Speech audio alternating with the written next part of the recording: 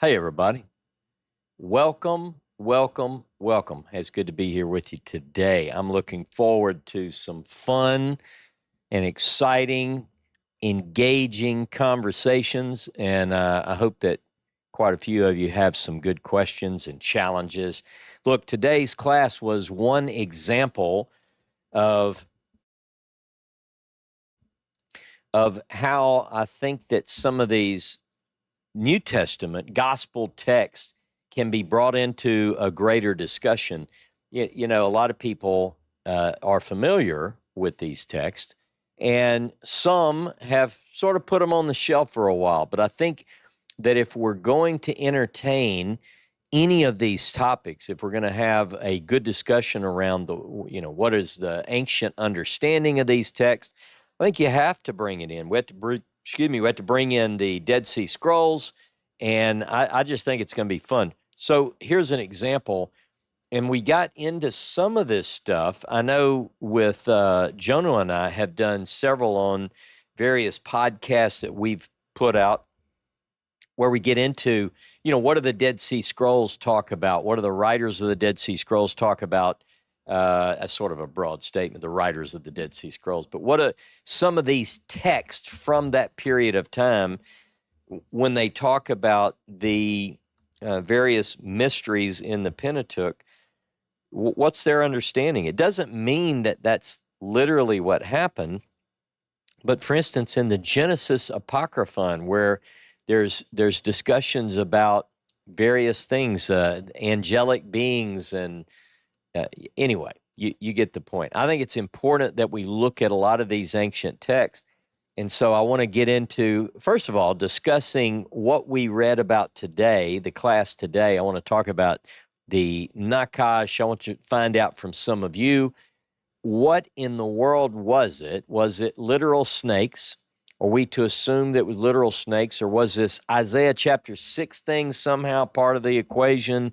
Is that going too far? What are some of your thoughts? And I see Belinda is ready to jump in the mix. Belinda. Is it literal snakes?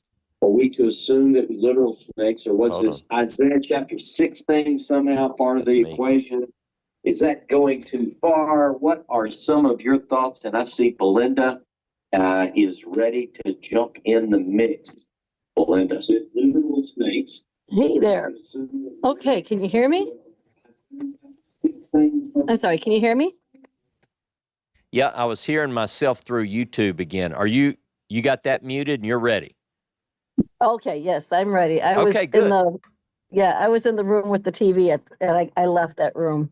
All right. So, how are you? So I'm good. I'm really good. Trying to recover from having my friend here over the weekend from Israel. Okay. Other than that, everything's going good. Had a good 4th of July, all of that. Good. But I found it, I had to jump right in. I found it really interesting, and I want to make sure I understood this right. Okay. You had mentioned that when he was explaining about the thing they had to look upon to be healed from the bite, that it wasn't the thing itself, but it was the faith that they would be healed. Is that right? Is that is what the writer of Wisdom of Solomon says. Yes, that was the understanding. It's that it says it wasn't the thing, but it was God himself. We're going to talk more about this in just a moment. But yes, that's what the Wisdom of Solomon tries to make plain. Does that make sense? Yes. Which then, when you made the analogy with Jesus on the cross, then it made me think, oh my goodness. So if, kind of this, whoever the writer was in John, was he also then saying it's not the thing, meaning Jesus, that's up there, that's doing the healing, but it's God? Is that correct?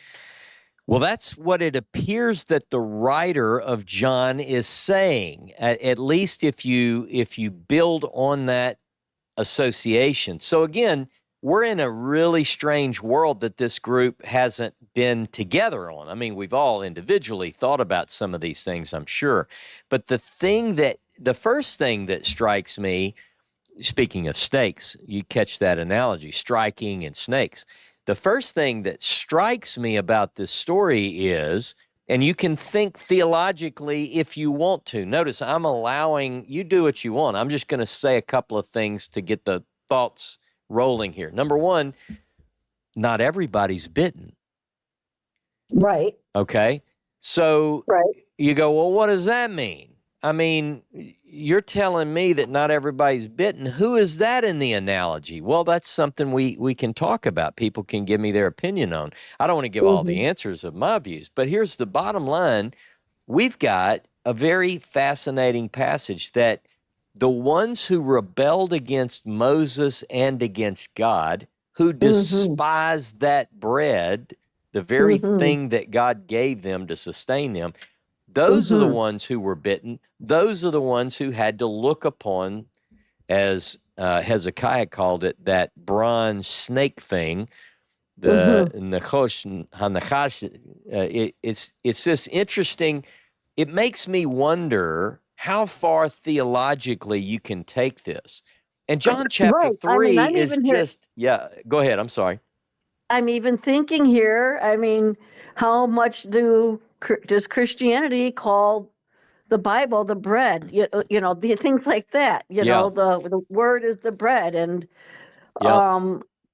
you know, so which bread is Christianity despising and ignoring, but the Hebrew scriptures? And I don't know, just there's a whole bunch you can think about this, but. Well, here's something else too, Belinda. Think about this. When I look back over my journey, my theological journey, I guess that's a good way to put it. It's it's like many of you. It's been a long time, and one of the things that I came to is that I arrived at let's call it, for lack of a better way to put it into a bucket, let's call it Torah faith, a very strong emphasis on the Hebrew Bible, the Tanakh, a love for all things Hebraic, Jewish, you name it. But I was born in Beaumont, Texas, and, raised in Texas and Arkansas and Louisiana.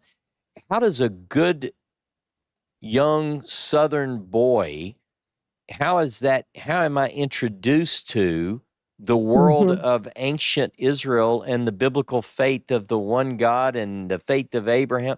That's because of Jesus. Look, I mean, people can say it isn't, but that's it. Right. Now, what I always found interesting is that it was through Jesus and through that I found I didn't find my way. I think I was guided this way. But again, the bottom line is, people might deny it now. They may come to loathe the bread that sustained them. Follow my clues here. They may reach a place where they they worship the very thing that God used to bring them to the truth. But when it comes down to it, I think that we ought not loathe the bread that sustained us in the wilderness. If I can compare that analogy, and I talk about the historical Jesus, I think it's important that we recover that. So those are some of my thoughts. I would agree with you on that.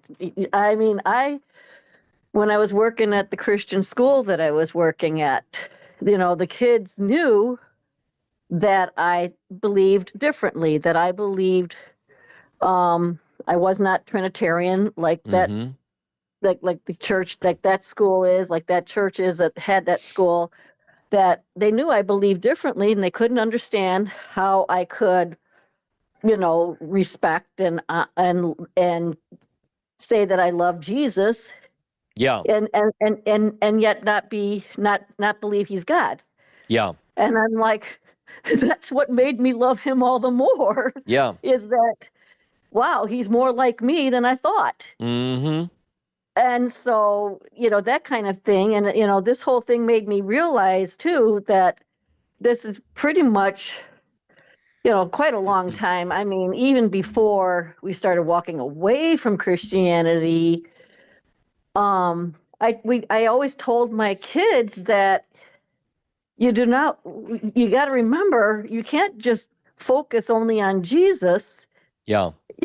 He's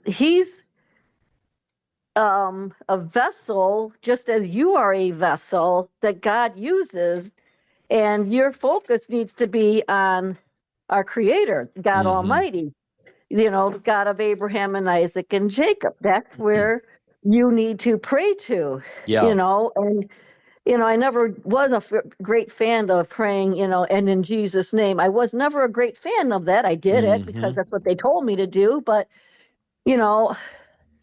I just, it just was something that didn't really sit well with my soul. I just felt like, hey, we can go right to God, and, or we can use an intercessor, whatever. We can, there's how many, if I ask Ross Nichols, hey, Ross, I'm really struggling. Can you pray for me? Well, you know what? You're my mediator to God. You're my intercessor to God. Jesus isn't the only intercessor that we can use. We can use one another, that kind of thing. But, yeah, so many, this really triggered my brain. I got to admit, I wasn't fully engaged for a minute there. And then all of a sudden it all clicked. And I'm like, oh my goodness, he's right. He is exactly right. What the writer and Paul is saying, when you mention that it's like, this is just like that. Lifting. It certainly makes us, it gives us pause. It makes us think, what does it mean? Well, it means that the writer, at least, the writer of John's gospel is pointing at something that we know. I mean, he's pointing at this story in the book of Numbers, and he's saying, just like that, I'm going to be lifted up just like that. Now, people, again, people can argue and say, well, I don't think that that's authentic. I don't think this or I don't think that. But the bottom line is, the writer seems to have these things in mind, the associations that I brought up today, I think. Right. So. Well, I appreciated it. Good class again. And that's all I wanted to touch on was that aspect of that really was mind-blowing. It really opened up my eyes to something completely, I can't really say new. Yeah. An old thought process that had kind of just got suppressed and lost in everything. Yeah. Well, I think it's good for us to go and look at some of these things, and I'm looking forward to it. We're going to talk later about a new study that I'm planning on the Gospels, and some of you are going to have some input into that, I think. I'll tell you what I'm thinking, and then certainly want your opinion on certain things. So, Sounds hey, good cool stuff. I am glad that you made it through your visitor. Sometimes those times are fun and refreshing, and they're at the same time draining. So maybe you'll have you a nice rest. Yes, it was very fun. It was the days beforehand of getting the house ready. Oh, I know it. I'll be honest, the grease, the amount of grease and grime that had collected on our ceiling in our kitchen and on our walls and on the things up above the cabinets was I don't know, probably some of it 10 years worth of grease and grime. I'm gonna pray for Glenn too. It sounds like you probably worked him like a Hebrew servant this week. And I know what he was probably thinking, just so you know this, because husbands don't like to tell their wives. When a wife wants stuff that level of clean, we're probably thinking they're never gonna look here. The people that are coming over are never gonna see this. But anyway, actually, I'm glad you did it. He did not have to do any cleaning because what he had to do was get the bathroom finished so that we had a tub and a toilet and a sink. Gotcha. Well, you guys enjoy some nice rest now that your visitors are not there. And always good to hear from you, Belinda. All righty. Bye-bye. Bye-bye. And hey, Lori, how are you? And Justin, I suppose. I'm here, yeah. Hey, guys, how are you? Shabbat Shalom. Shabbat Shalom. How are you today? I am doing wonderfully, and you're back. This is a couple of weeks that we've seen you, so we didn't scare you off last week. Welcome back. Good to see you. Well, thank you. I'm very excited because, unlike Justin, I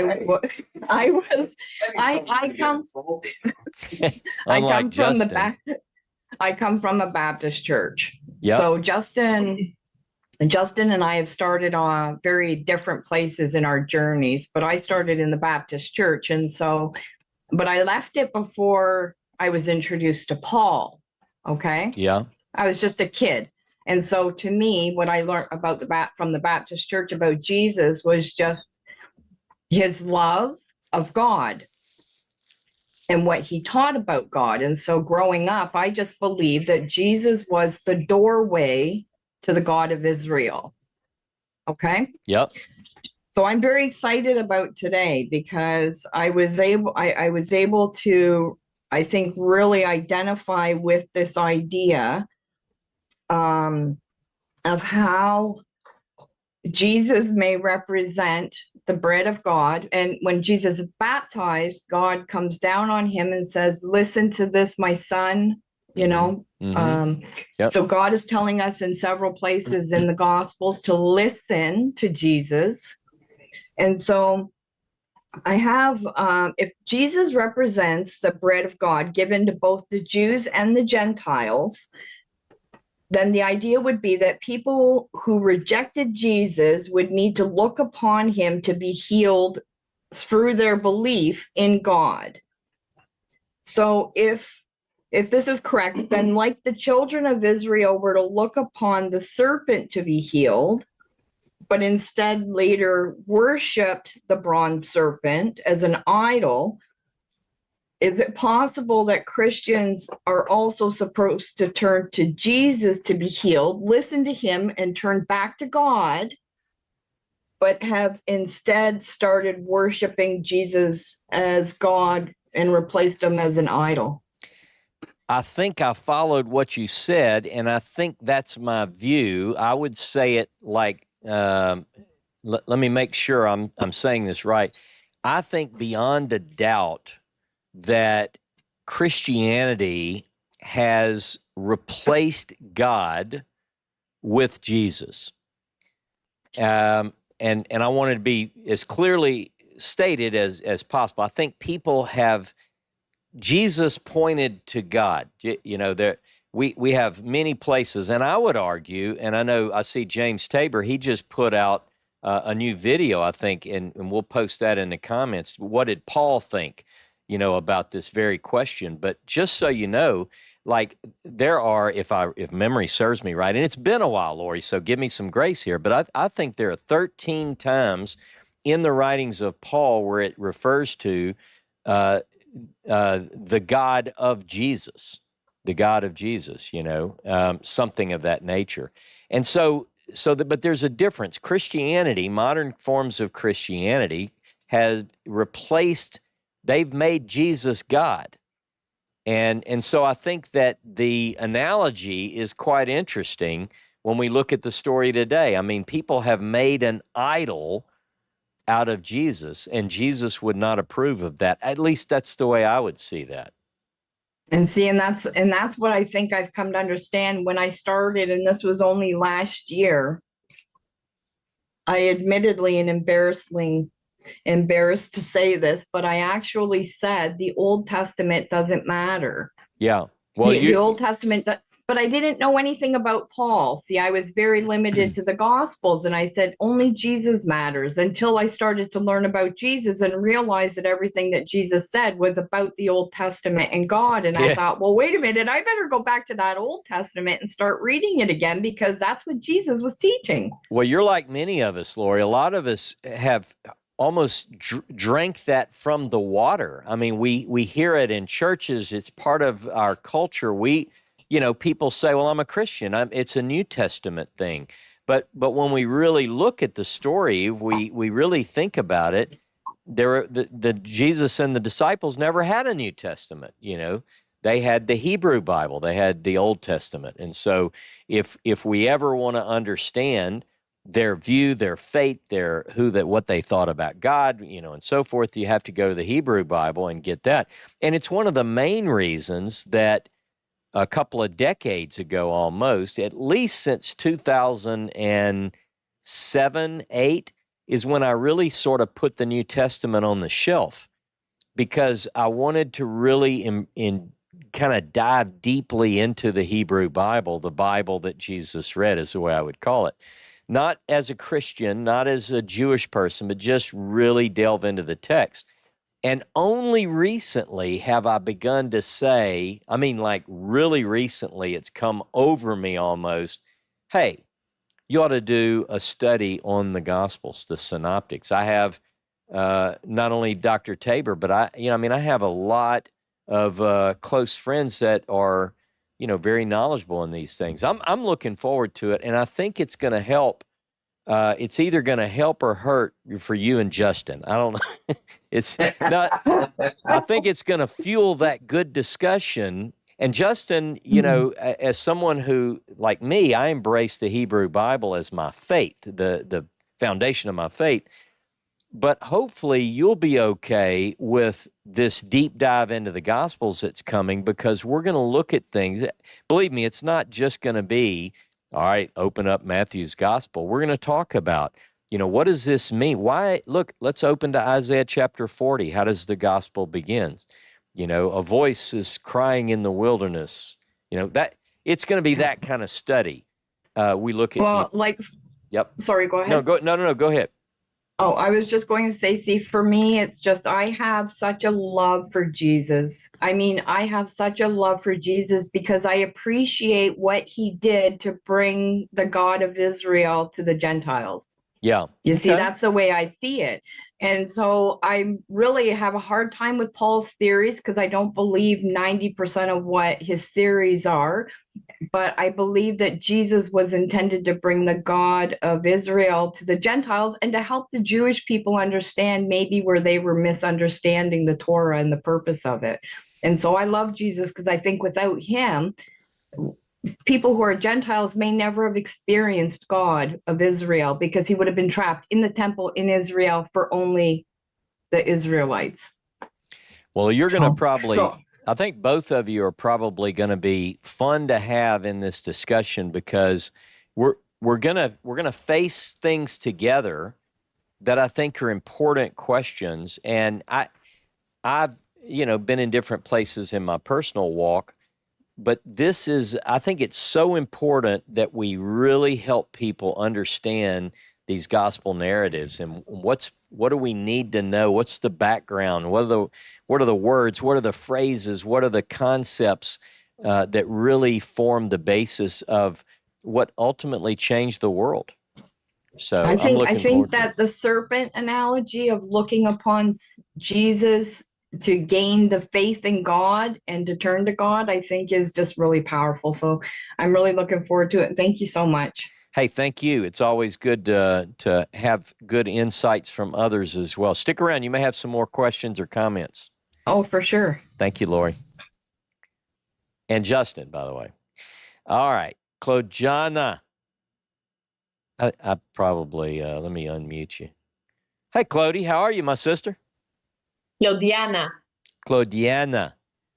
Yes. Claudiana. Is that better? Is that better? Because I like to get that right. I think you've already trained me on this a couple of times. I think I did. Just give me a second because I'm trying to put my video on. There we go. Hello. How are you? I'm good. How are you? Doing great. What are your thoughts today? So JJ had a comment, my mind is blown or something like that.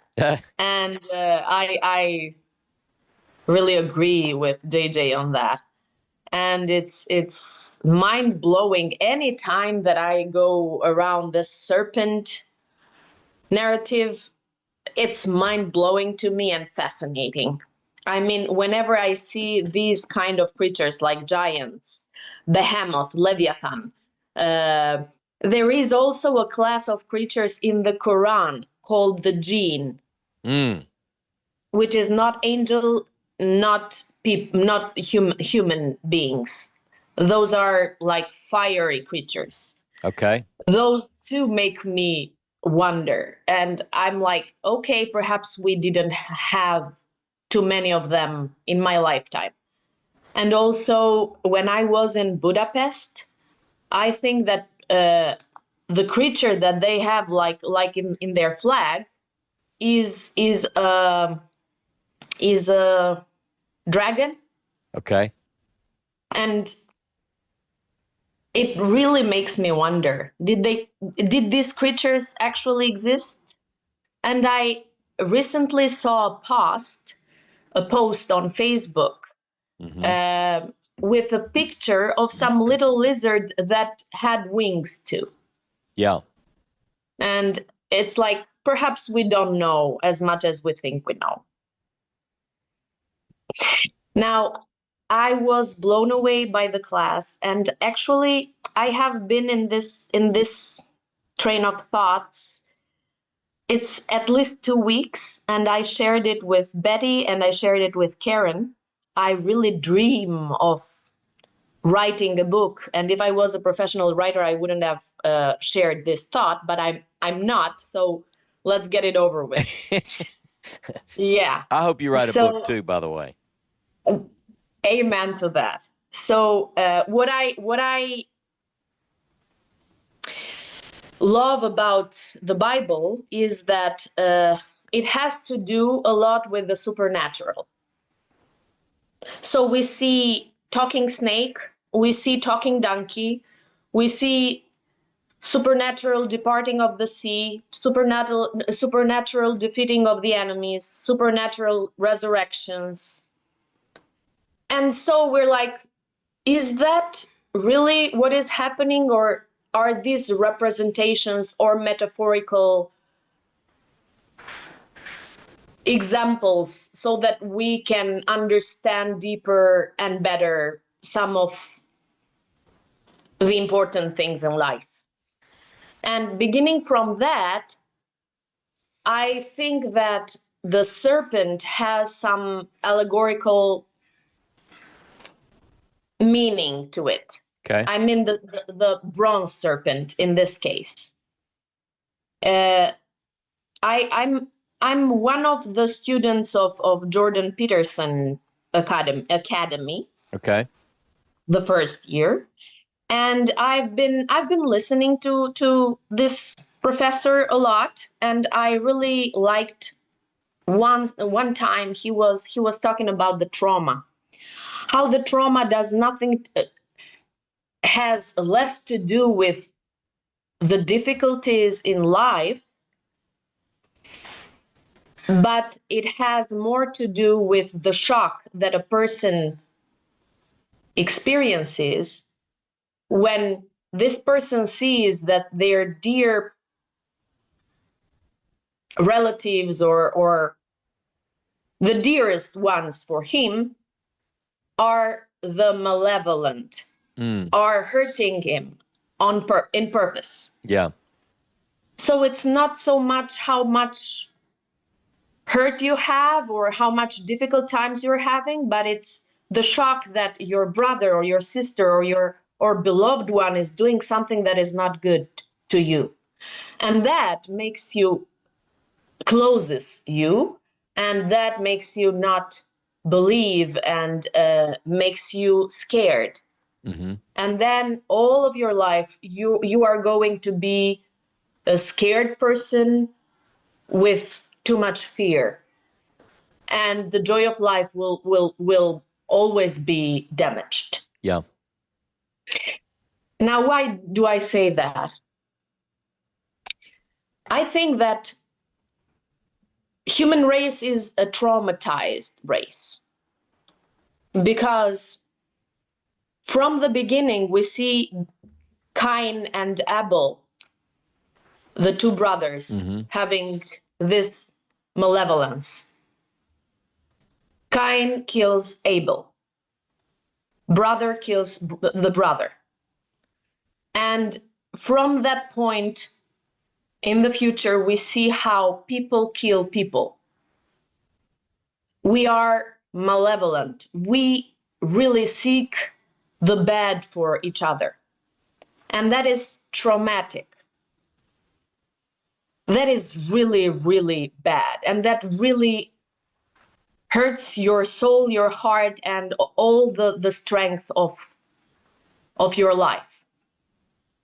Even the love for God, even the love for each other, and the motivation of your life in general. Now, what I think humanity or God gave us, or humanity gave us, or our mind gave us, is the reason for all the bad things that happen to people. And I believe that the reason, we try to find the reason why bad things happen to good people and so on. And we have that poll. And we've put here that old snake, that old serpent, whom could be Satan very well. We have a devil that makes that role. Like, this is the one that has all the faults for the bad. And so we cure, in a sense, ourselves by our personal responsibility. And I really feel, when I was reading and I was thinking of the serpent narration, I thought that perhaps, that's my interpretation, of course, perhaps that could be with the fact that we really need somebody to take all the blame for us, because it's really difficult to go on in this life thinking that we have responsibilities. Yeah. It's so easy to stay in the corner and say, I am very innocent. I am innocent. I am incapable. I don't have any strength. I don't have any responsibility. Victim. Devil is the one to blame. I'm the victim. Yeah. It's so easy to do that. And it's so easy to not grow up and to say to each other that, you know what, I'm the victim. I don't have anything in my hand. I do not vote. I do not raise my voice for my rights. So I believe that is this snake, this serpent narrative. I think that it's really deep as I see it, because it makes me have two choices. It's either you put the devil on the pole and it's his fault, or I am going to grow up and I'm going to understand that I am more powerful than I think I am, that I have to be responsible for every word that my mouth says, and I have to be responsible and understand that we really need to get over with the devil serpent narration and understand that it's up to us to save each other. But it's a whole lot easier to have somebody else to be the fall guy, though, Clody. I mean, isn't it? It's better to say, I would not have done that, but I was distracted beguiled by the serpent. I mean, that's kind of the story all along. So let me ask you, you bring up something. Yeah, you bring up something that we can kind of, maybe others will add to this. I won't necessarily jump on it yet because I want other people to have their input and not me. But, it is the serpent. When we first meet the serpent in the garden, most people who read these texts associate that serpent with the bad, the negative, the Satan, the devil, the adversary. And we're not even sure, honestly, if it's a snake. I mean, now, interestingly enough, it is, the word used is nakash, in Genesis. But the interesting thing, and I know most of you already know this, you meet the Nakash in the garden. The Nakash really doesn't lie. I mean, he asks a question. Now, commentary all around that says, yeah, but it's a loaded question, and he leads her astray, and he beguiles her. And they do not die. A commentary is they do not die. They don't die. They begin to die. Well, he says they begin to die. Yeah. Oh, yeah. People look for ways to explain away that. But here's the bottom line. It's a fascinating story.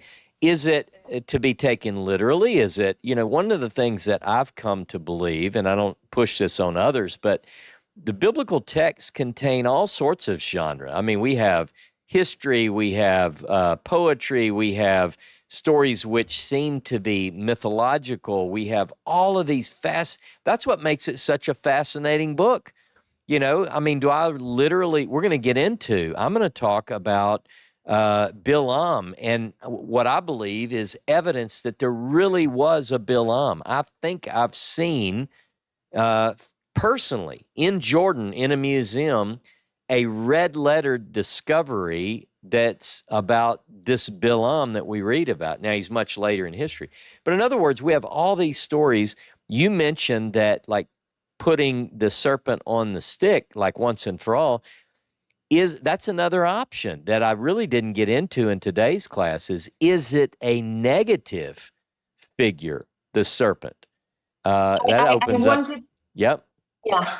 No, I just wanted to finish with my thoughts and my kind of interpretation. I would have finished it with a quote by Albert Einstein, but I don't remember exactly how he words it. But the definition of stupidity is doing same things and expecting different results. Yep.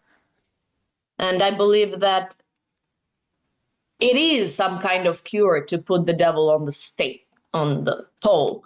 But I do not believe that that's the salvation.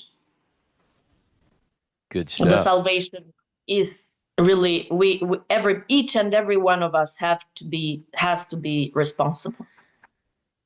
Hey, this is some good stuff. I appreciate it. You let me know when you got that book written. Thank you. Good stuff. Hey, stick around. You may have other thoughts and comments. We're ready. Thank you. Todd and Angel, Shabbat Shalom. How are you? Shabbat Shalom. Shabbat Shalom. All right. What you got for me today? From the house of 2,000 cats. I saw that. I saw that online. Cats need. That's it. No more. That's 11. I hear you. Cats need good, loving folks. So you guys seem like you good, loving folks. I just called Mama this morning, so everybody's happy now. So good. All right. I kind of just put my thought together on the whole snake thing. I mean, all I could think of is whatever happened to the graven image. Yeah. You're not supposed to, according to that, you're not supposed to make anything like that. And apparently he did do it because, Yeshua backs it up. Mm-hmm. But I don't know. I can't get over the whole graven image thing. Yeah, I'm not saying he didn't do it, but why would he be commanded by the Father who originally said, don't do it to begin with? And a lot of people have made that observation. I don't want to say a lot.